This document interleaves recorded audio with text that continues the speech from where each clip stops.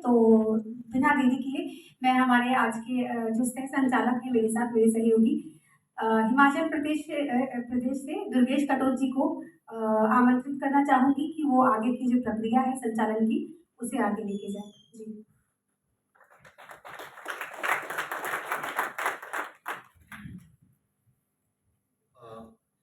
आज के तीसरे सत्र में आप सभी साथियों का पुनः स्वागत है। अभी हमने अमेरिका क्रांति के ऊपर जो है हमारे वक्ता को सुना। हमारी एक जो है इतिहास में एक और क्रांति हुई है जो कि बहुत ही इम्पोर्टेंट क्रांति रही है, रूस की क्रांति।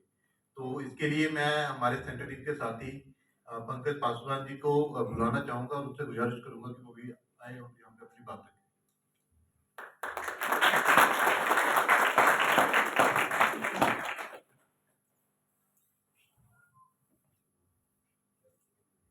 बहुत बहुत धन्यवाद दुर्गेश जी।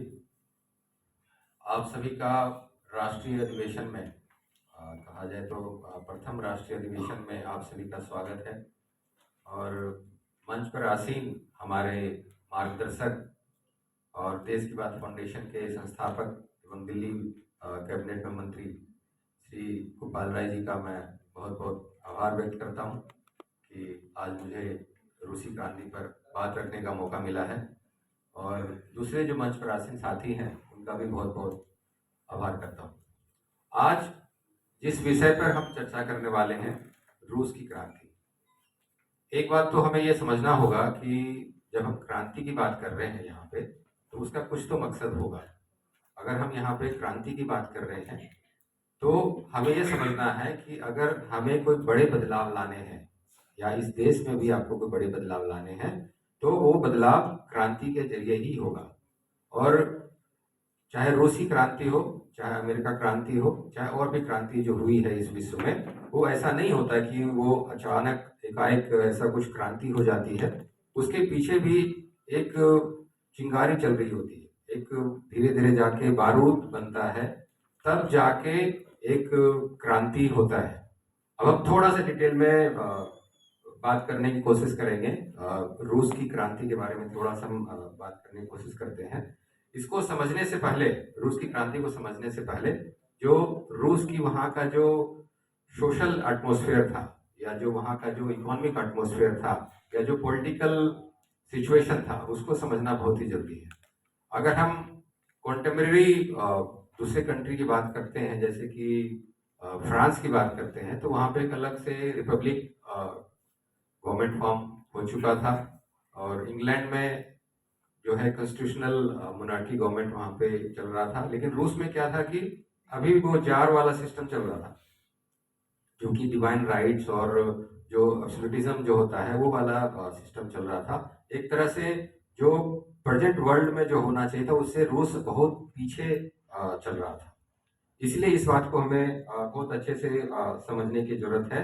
और आप ये देखेंगे कि ये एक ऐसा आंदोलन हुआ जो कि सदियों से चले आ रहे इंपीरियल रूल को खत्म करता है और एक नया जो प्रो पीपुल कह सकते हैं, वो एक रूल का उसमें स्थापना होता है। इसको थोड़ा सा डिटेल में समझने की कोशिश करेंगे। मैं कोशिश करूंगा कि थोड़ा सा डेट्स एंड इवेंट को भी थोड़ा सा उसमें ध्यान रखूं, ताकि थोड़ा बहुत आप लोग को थोड़ा सा आइडिया हो जाए। मैंने उसके लिए थोड़ा सा नोट्स भी लिख लिया है ताकि वो डेट्स मेरे पास भी ध्यान में रहे। 1861 में जो सर्फडम होता है, मैं आपको एक उसमें थोड़ा सा पीछे ले जाने की कोशिश कर रहा हूँ। उसमें क्या होता है कि एक तरह का आप भी मान सकते हैं फ्यूडल सिस्टम भी इसको हम बोल सकते हैं, और जिसमें कि जो पीजेंट होता है और लैंडलॉर्ड के बीच का जो रिलेशन होता है, एक तरह का आप ये बोल सकते हैं स्लेवरी वाला सिस्टम था, वो एक तरह से यहाँ पे अबोलिश होता है। लेकिन मोर और लेस लगता है कि उसके बेसिस पे भी जो वर्कर्स हैं उसका जो लाइफ है, उसका जो वर्क कल्चर है या उसका जो स्टैंडर्ड है, लिविंग स्टैंडर्ड है, उसमें कुछ ज्यादा बदलाव नजर आता नहीं है। उसमें कैसे बदलाव नजर नहीं आता है कि उनके पास जो थी, एक तो जो लैंड होल्डिंग था, जो पीजेंट थे उनके पास बहुत कम लैंड होल्डिंग था, और जो लैंड होल्डिंग था उनके लिए उनको बहुत ज़्यादा रिडम्पशंस के ड्यूज जो थे वो देने पड़ते थे और दशकों तक उनको देना पड़ता था, जिसकी वजह से उनको एक बहुत ज़्यादा डेट वाला सिचुएशन में वो आ जाते थे। और रूस क्रांति की जो सबसे बड़ी जो दुविधा रही कि वहाँ पे जो इंडस्ट्रियलाइजेशन है वो भी बहुत जाके लेट जाके स्टार्ट हुआ है। करीब आप ये मान के चलिए कि लास्ट ऑफ 19th सेंचुरी या लेटर हाफ जो हुआ पीरियड उसके बाद से इंडस्ट्रियलाइजेशन जो है वहाँ पे शुरू होता है। तो इंडस्ट्रियलाइजेशन में भी आप ये देखेंगे कि जो कैपिटलिस्ट थे, एक तो वहाँ पे रूस में फॉरेन इन्वेस्टर थे और दूसरा वहाँ पे जो वहाँ के जो नेटिव इन्वेस्टर थे वो भी वहाँ पे काम कर रहे थे, इंडस्ट्री में काम कर रहे थे।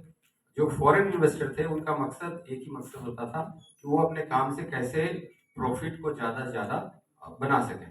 और जो वहाँ के नेटिव इन्वेस्टर थे उनके पास पैसों की थोड़ी तंगी रहती थी, कम पैसे होते थे, तो वो भी कोशिश उतना जो वेज देना होता था लेबर को या वहाँ के जो वेजेस देने चाहिए थे वो नहीं दे पाते थे। तो नेचुरली आप ये समझ सकते हैं कि जो वर्किंग कंडीशन था, चाहे वो डोमेस्टिक कैपिटलिस्ट के साथ काम करे, चाहे वो फॉरेन इन्वेस्टर के साथ काम करे, कोई खास बदलाव उसमें हो नहीं पाया। तो ये चीज़ हमें समझने की ज़रूरत है कि वर्कर का जो कंडीशन था, बिल्कुल पैथेटिक बोल सकते हैं, हॉरिबल कंडीशन था, उसमें कोई बदलाव जो है कुछ उम्मीद नज़र नहीं आती, तो उसमें कुछ पॉलिटिकल राइट्स भी नहीं थे। एक अगर माइनर रिफॉर्म भी अगर वर्कर को करना पड़ता, तो बहुत मुश्किल था मेरे ख्याल से। वो there was no such political rights with the workers.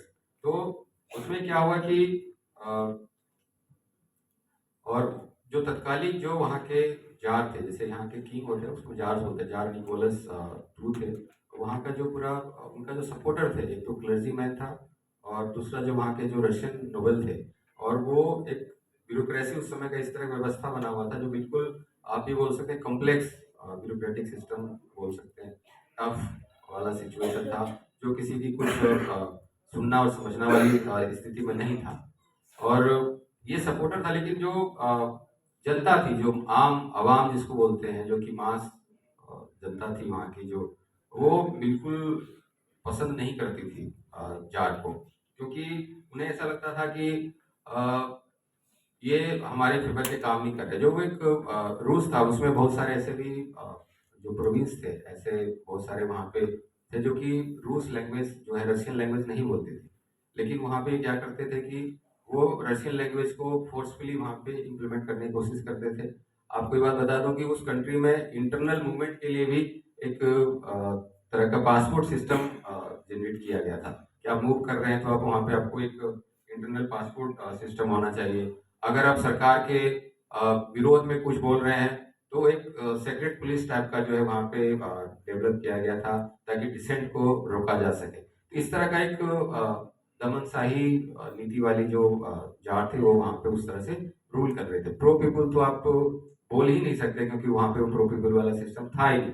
बिल्कुल एक तरह का ऑटोक्रेसी बोल सकते हैं, अरिस्टोक्रेसी बोल सकते हैं, और इस तरह का वहाँ पे सिस्टम चल रहा था। लेकिन ये मान के चलिए कि जो अगर कोई भी डिसेंट आता होगा तो वहाँ पे उनको थोरली सप्रेस भी किया जाता होगा।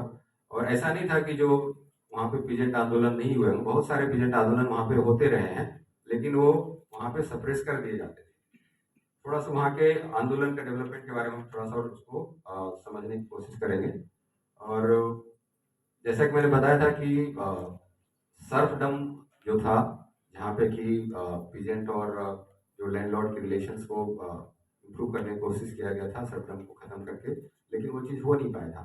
और 19th सेंचुरी के आसपास जो हमारे जो वहाँ के जो इंटेलेक्चुअल थे, वो एक तरह का सोच रहे थे। उनको जो फॉरेन कंट्री के इन्फ्लुएंस में आके उनको लगा कि हम जो है पीपुल के लिए अप्रोच करते हैं, हम लोगों के पास जाएंगे, वो इनटू द पीपल वाला सिचुएशन उन्होंने डेवलप करने की कोशिश किया। और इंटेलेक्चुअल जो थे वहाँ पे जनता को प्रीच करने की कोशिश करते हैं। और इसके से क्या होता है कि वहाँ पे जो इंडस्ट्रियलाइजेशन हुआ उसकी वजह से जो वर्कर्स को उन्होंने कोशिश किया कि धीरे धीरे वहाँ पे इकट्ठा किया जा सके, वर्कर्स के ऑर्गेनाइजेशंस बनाने की उन्होंने कोशिश किया। एक तरह का जो इंटेलेक्चुअल थे उस समय सोशल आइडियोलॉजी डेवलप करने की वहाँ पे कोशिश कर रहे थे, जो बहुत हद तक वहाँ पे वो सफल भी रहे। 1883 में आप ये देखते हैं कि रशियन सोशल डेमोक्रेटिक पार्टी जो है वहाँ पे फॉर्म होती है जॉर्ज प्लेटोनोव की लीडरशिप में। और यही जाके आगे चल के 1898 में थोड़ा सा एड ऑन होता है, जिसमें कि Russian social democratic and labour party, उसमें लेबर एड ऑन हो जाता है। लेकिन वो ऑर्गेनाइजेशन के कुछ जो उसमें झगड़े होंगे या जो आइडियोलॉजिकल डिफरेंसेस होता है, बाद में जाके ये स्प्लिट हो जाता है। और उसी में एक और चीज़ देखने को मिलता है कि एक ग्रुप होता है, उसमें मॉन्सेविक होते हैं। मॉन्सेविक का मतलब ये था कि जैसे इंग्लैंड में एक पार्लियामेंट्री फॉर्म ऑफ गवर्नमेंट था, वो ये बिलीव करते थे कि यहाँ पे भी रूस में भी एक पार्लियामेंट्री फॉर्म ऑफ गवर्नमेंट हो, और जो कि जैसे जर्मनी में भी था उस समय, फ्रांस में था, उस तरह का हो।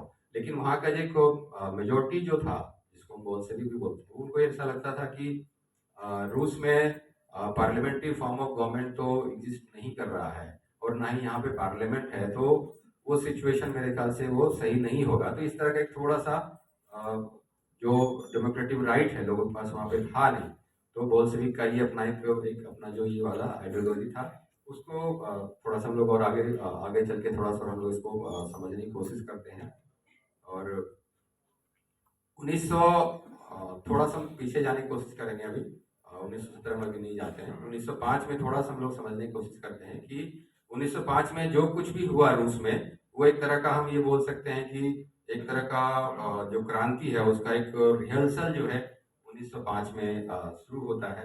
वो कैसे होता है कि 1904-05 में जो है रूस जो है जापान से युद्ध में हार जाती है। तो उसमें एक तरह का देखा जाए तो ईगो बिल्कुल हर्ट होता है कि एक एशियन कंट्री से जो है यूरोपियन कंट्री यानी कि रूस कैसे हार जाती है। एक बिल्कुल अलग वाली सिचुएशन इसमें डेवलप होता है।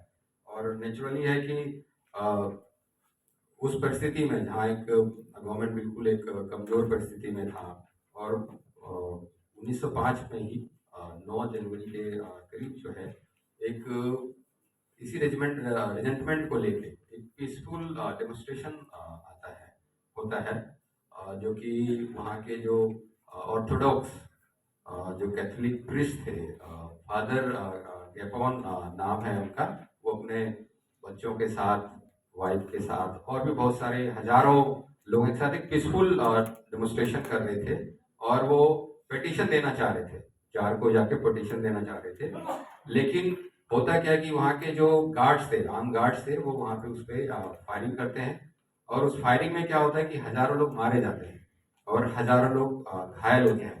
बाद में चल के हम इतिहास में इसी सिचुएशन को, इस क्रांति को हम लोग ब्लडी संडे के नाम से जानते हैं। और ये एक तरह से देखा जाए तो एक तरह का बिगनिंग था, एक बड़े रिवोल्यूशन का, जो बड़े क्रांति की बात करते हैं उसका एक बिगनिंग था, जो कि 1905 से या उससे पहले से भी शुरू हो गया था। 1905 एक इमीडिएट इफेक्ट लाने की कोशिश करता है इसमें। और इसके बाद जो है पूरे रूस में अलग अलग स्ट्राइक होने लगता है, विरोध प्रदर्शन होने लगता है, और बहुत सारे जो आर्मी के कुछ सेक्शंस थे, जो टुकड़ियां थी, वो भी इस विरोध प्रदर्शन में जुड़ जाती है। जो नेवी के सेलर्स थे वो भी जुड़ जाते हैं। जो प्रोटेमिक नेवी सेलर्स सेल्स है, उसके बहुत सारे सेक्शन जो है इसमें आ जाते हैं। एक तरह से मैं कहूँगा कि इसमें जो जनता है प्लस आर्मी है प्लस और भी जो कुछ इंटेलेक्चुअल है, धीरे धीरे उसमें से आपका जो है इसमें पार्टिसिपेशन होना शुरू हो जाता है। तो इसमें हमें समझना क्या है कि एक जो एक अलग थोड़ा सा ये जो स्थिति बनी यहाँ पे, तो यहाँ पे क्या करते हैं, एक और चीजें होती है कि यहाँ पे जो जार थे निकोलस टू, जो वहाँ के जार थे, यानी कि जो किंग थे, वो क्या करते हैं, थोड़ा सा विरोध को दबाने के लिए वहाँ पे एक जो है इलेक्टेड लेजिस्लेशन टाइप का, जिसको डूमा बोलते हैं डीयूए में, वो एक फॉर्म करता है। हालांकि वो उसमें ये कहते हैं कि चलो इसमें हम इलेक्टेड रिप्रेजेंटेटिव वगैरह को लेने की कोशिश करेंगे, लेकिन वो कुछ समय के बाद जो है फिर वो अपना वो पुराना लाइन पे आ जाते हैं। यानी कि ज़्यादा कुछ वो उस समय का थोड़ा बहुत जो विरोध था उसको दबाने के लिए ये एक तौर तरीके या कुछ नाटक या कुछ भी बोल सकते हैं हम इसको, वो किया जाता है। और इसी तरीके से आप देखते हैं कि एक जो हम सोवियत एक शब्द सुनते हैं, सोवियत का जो एग्जैक्ट मीनिंग अगर हम थोड़ा समझने की कोशिश करेंगे, सोवियत एक ऐसा यूनियन था, ऐसा एक संगठन था जिसमें कि वर्कर्स भी थे, पीजेंट भी थे और सोल्जर्स भी थे। ये तीनों मेजर एक कम्युनिटी थे जिसमें जो कोई मिलकर एक सोवियत को फॉर्म करने की कोशिश करते हैं। और निकोलस ने जो डूमा मैंने बताया कि जो डूमा फॉर्म किया, उसमें कोशिश उन्होंने ये किया कि जो उसके जो मैनिफेस्टो बनाया उस के जरिए। उसमें जैसे कि स्पीच पे जो है प्रेस की बात करते हैं या एसोसिएशन की जो बात करते हैं, उस पे उन्होंने थोड़ा-सा अपना क्लियर पॉलिसी करने की कोशिश किया, लेकिन वो इतना कमज़ोर था कि ज़्यादा कुछ हो नहीं पाया। लेकिन इतना ज़रूर हो गया कि जो है छोटे-छोटे जो पॉलिटिकल ऑर्गेनाइज़ेशन है या कुछ और वहाँ पे जो ऑर्गेनाइज़ेशन है, पार्टियाँ जो है धीरे-धीरे बनना शुरू हो गया। यानी कि दूमा जो है एक ऐसा रास्ता खोल, ज़्यादा कुछ तो नहीं कर पाई वो, लेकिन एक रास्ता ऐसा ज़रूर खोलता है, जिससे कि पॉलिटिकल ऑर्गेनाइज़ेशन का फॉर्मेशन शुरू हो जाता है। यानी कि अगर आप वहाँ पे फॉर्मेशंस हो रही है, तो एक रास्ता भी धीरे-धीरे जो है संगठित होने का बनना शुरू होता है, जो कि वहाँ दूमा के फॉर्मेशन से आता है। और इसके बाद आप देखते हैं कि जो फर्स्ट वर्ल्ड वॉर होता है, 1914 में जो फर्स्ट वर्ल्ड वॉर होता है, और इसमें क्या था कि जो ज़ार था, इनका जो अपना एक इम्पेरियलिस्ट जो एम्बिशन था, इम्पेरियलिस्ट एम्बिशन ये था कि उस समय का जो कॉन्स्टेंटिनोपल करके एक लोकेशन है, वो प्लस एक street of Belgrade, if I am not wrong, उसको कब्जा करने के लिए पूरा एकदम कोशिश में ये लगे हुए थे हमारे जो ज़ार थे, ताकि वो कब्जा किया जा सके। लेकिन होता क्या है कि उस समय एक बिल्कुल जो मॉडर्न वेपन सिस्टम आ चुका था और रूस बिल्कुल पीछे था उसमें, इनकेपेबल था, उस तरह से उतना एफिशिएंट नहीं था। उसमें जो है रूस के करीब 6 लाख से ज़्यादा सैनिक जो है शहीद हो जाते हैं। तो बिल्कुल ये उस समय बिल्कुल कमज़ोर हो जाता है।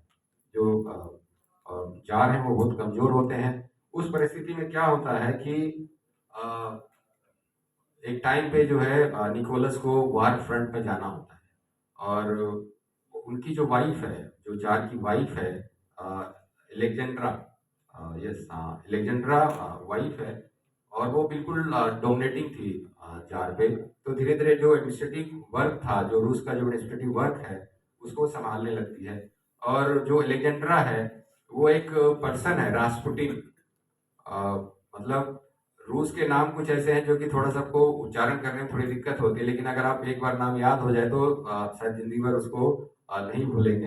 रास्पुटिन जो है उसके एलेक्जेंड्रा के डोमिनेंस में था, और एक तरह से देखा जाए तो उस समय का जो सरकार था, जो रूस का सरकार था, वो रास्पुटिन के ही अ, हिसाब से चल रहा था। और पूरी तरह से उनकी सारा सिस्टम उस समय जितने भी दुमा के या जो इलेक्टेड रिप्रेजेंटेटिव थे उस समय जो थे, उनको धीरे-धीरे उन्होंने फायर करना शुरू कर दिया, यानी कि हटाना शुरू कर दिया। बिल्कुल जो है वो अनपॉपुलर हो जाती है। इसका रिजल्ट क्या हुआ? रिजल्ट ये हुआ कि 30 दिसंबर 1916 में जो वहाँ के जो रशियन नोबल्स थे, उन्होंने मिलके जो है उनका मर्डर कर दिया। तो मर्डर तो हो गया, तो ऐसा नहीं हुआ कि वहाँ का प्रॉब्लम सॉल्व हो गया, लेकिन ऑलरेडी उस बीच में पूरा जो जनता था उसमें पूरा रेस्टलेसनेस हो गया था।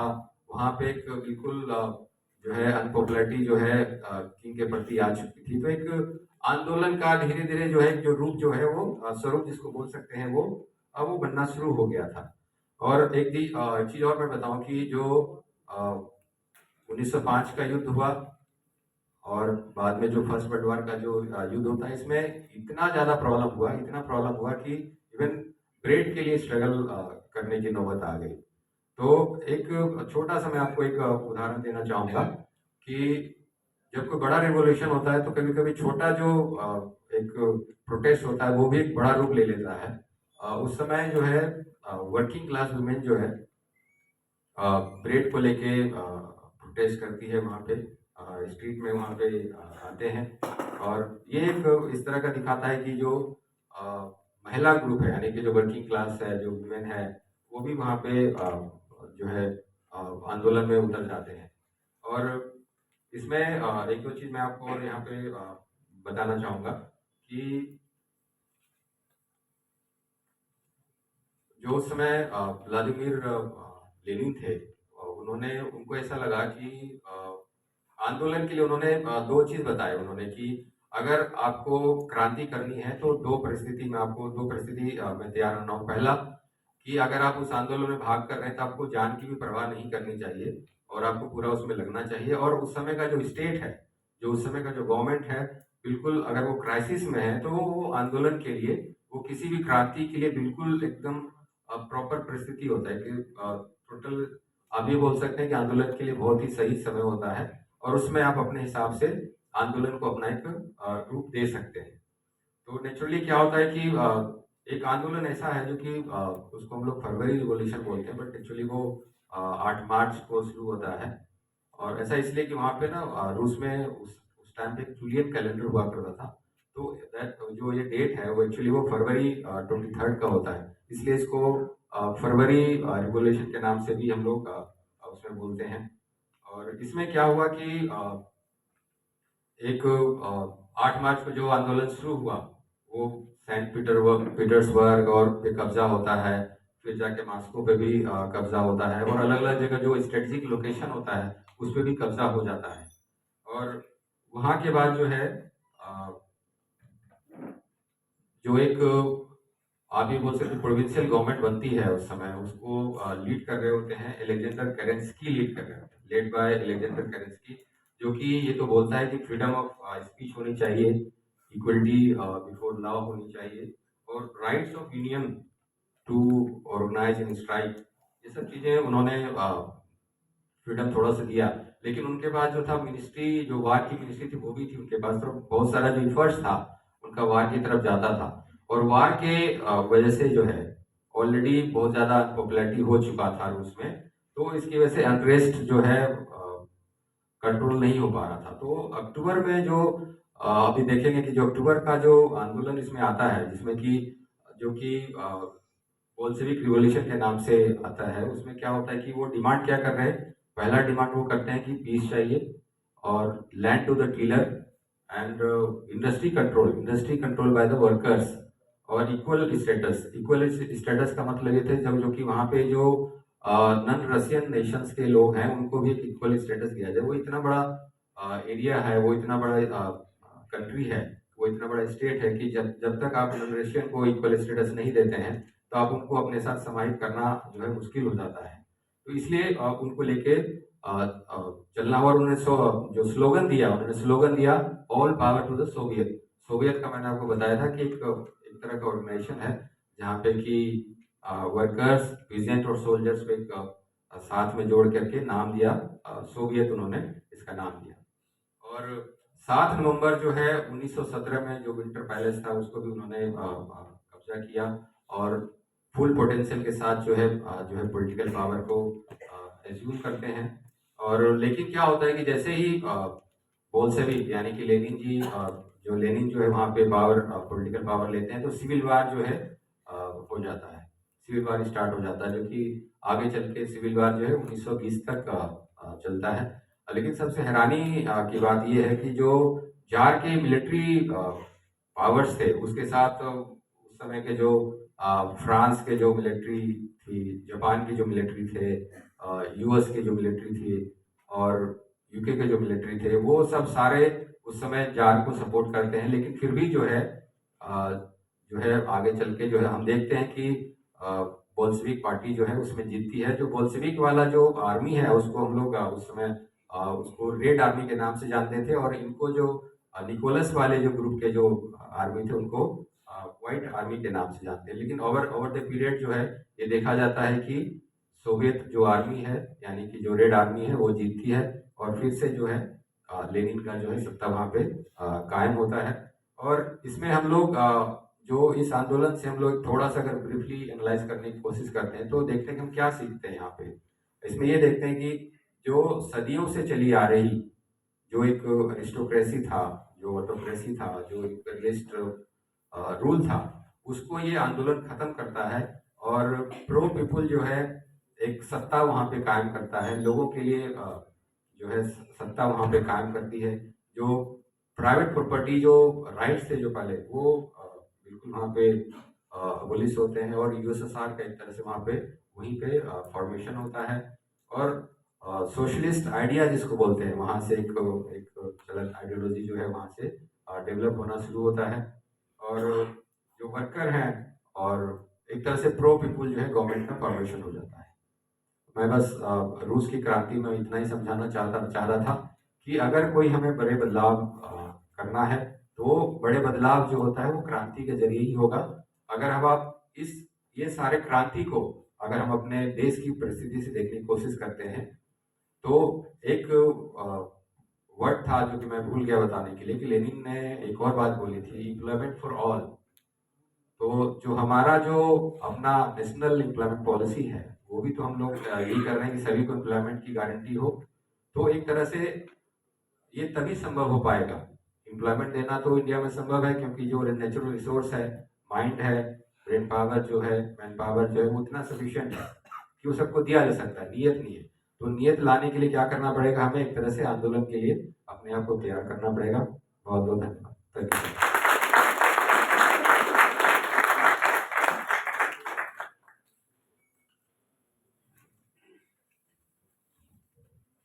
तो आज के हमारे तीसरे सत्र में हमने अपने दोनों वक्ताओं को सुना। अब